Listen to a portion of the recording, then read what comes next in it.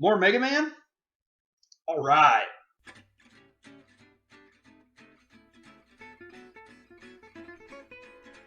I picked this game up just a few days ago. I've been chasing down Mega Man 1 for years. I didn't want to cave and buy it online, so when I finally saw it in the wild, I had to pick it up. It was expensive, but it's worth it to me. I've already played through this game a couple times since picking it up, and a new PS3 game would have cost me just as much, and I don't think that I would have played a new PS3 game as many times as I would play through Mega Man 1. I figure I'm helping local business by buying it at a local store, so that's good too. I just don't really care for modern games as much as the next guy. I mean, I play them, but, dropping $50 on Mega Man 1 was just a no-brainer for me. The first Mega Man game is an incredibly nostalgic game for me. I rented this a lot growing up, and I never actually owned it.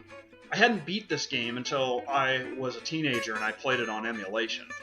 I remember having a lot of trouble with this because it was harder than the other games in the series. Mega Man 2 was quite a bit easier, especially having the normal difficulty. So when I was able to play this on the original cart and actually beat it on the original cart for the first time, I was pretty excited. I've been playing through this on my Mega Man Anniversary Collection more recently for GameCube. My problem with this version is that the jump and shoot buttons are swapped on the GameCube controller, and it's kind of a pain. I really like playing Mega Man 1 with the regular NES controller.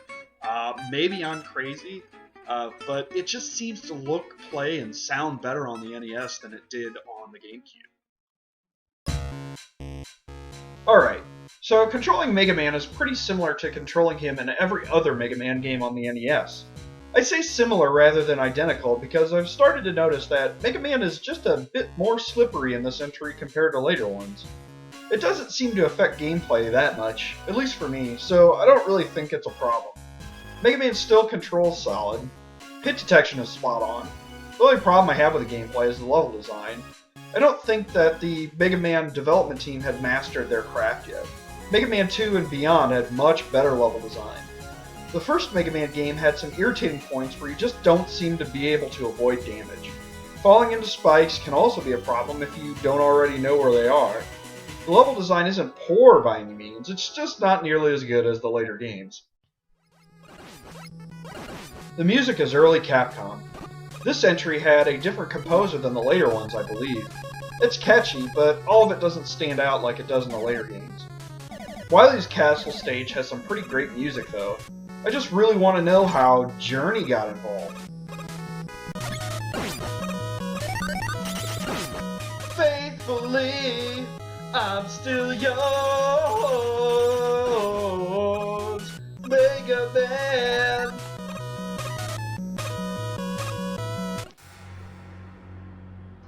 The graphics were pretty good for the time. Again, the later Mega Man games improve on them. I find it really interesting that the backgrounds, enemies, robot masters, and weapons get more and more detailed over the NES lifetime. But Mega Man himself didn't really change at all. His basic running, jumping, and shooting sprites have always been the same. I guess you just don't change what doesn't need to be changed. Mega Man has to beat 6 robot masters: Bomb Man, Guts Man, Cut Man, Elect Man, Ice Man, and Fire Man. That's my order, and I'm sticking to it. It's the best way to go to use weakness weapons without having to backtrack to pick up the Magnet Beam. Magnet Beam is incredibly useful. I hate the shooting platform guys.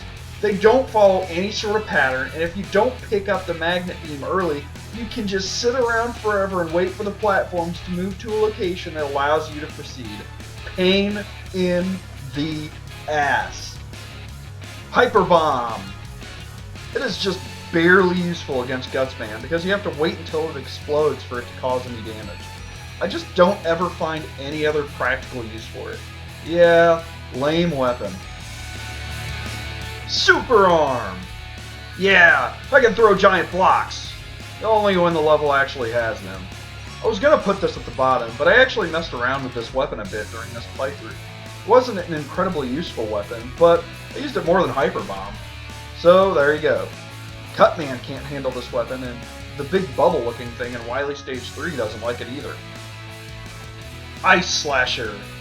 You would think a weapon that freezes enemies would be more useful. I'm sorry, if I can't touch frozen enemies without getting damaged, I'm not gonna freeze them. Anytime I do try and use this to freeze things, I end up freezing enemies in the most inconvenient places, and then I run into them and get hurt. I guess if I were better at this game, it wouldn't be an issue. I know that you can use these to freeze the fire pillars in Fireman Stage and Wily Stage 1, but I tend to just avoid them instead. Rolling Cutter. The last three weapons are actually pretty useful. I use Rolling Cutter to take out those floor enemies before I have anything else to use on them. It's a good alternate weapon to the Mega Buster, even if it is a little slow. Firestorm! I actually never really used this weapon a lot before my last few playthroughs.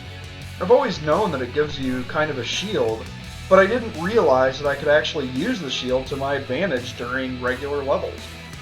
Check out this section in Wily Stage 2 that normally gives me a ton of hell. Firestorm kills Bomb Man pretty easily too, but Bomb Man really isn't that tough anyway. Thunder Beam. I think? Elect Beam? I can't remember. Yeah, multiple directions and raw power. It's incredibly useful countless times in the game.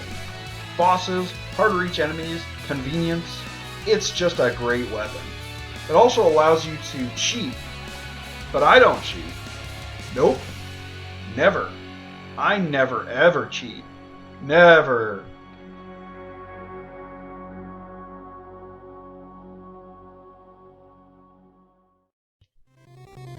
So I've got to talk about these blocks. They're a pain in the ass. Everybody knows this. I'm not the first person to realize this. I will not be the last person to realize this. Disappearing and reappearing blocks in the Mega Man series are a pain. Now, I remember I always had to ask my mom for help on these particular blocks in Iceman Stage and Mega Man 1. I don't remember if she was able to get through them any easier than I was, but it's still a good memory. And it'll always stick with me. And I really hope that when I have kids, I'll play games with them like my mom played games with me.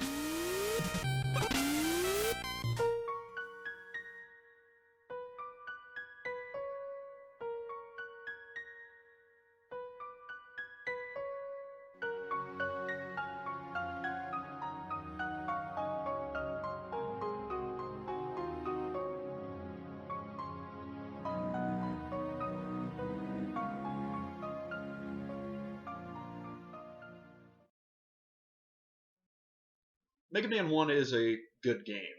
It's not as good as Mega Man 2 or Mega Man 3. I still enjoy it. I still really like it. If you are new to the Mega Man series and you're just getting started and you want to start with Mega Man 1, go ahead. I recommend Mega Man 2 to the first timer, but if you really want to go with the flow of the story, by all means. It's not a terrible entry at all. It'll get you accustomed um, to the gameplay and other things that make the Mega Man series so special. Um, if you like my videos, go ahead and subscribe. Put any comments below, and I'll see you later.